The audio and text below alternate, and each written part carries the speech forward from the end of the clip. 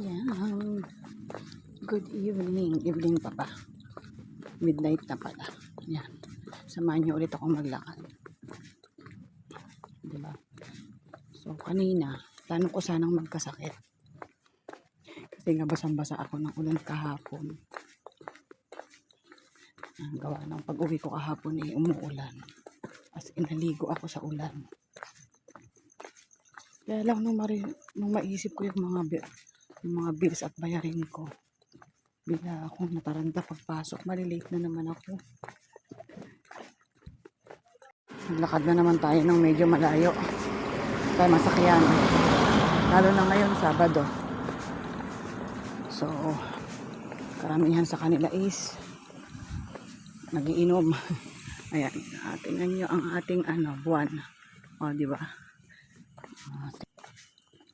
Ayan. Wala pa rin tricycle.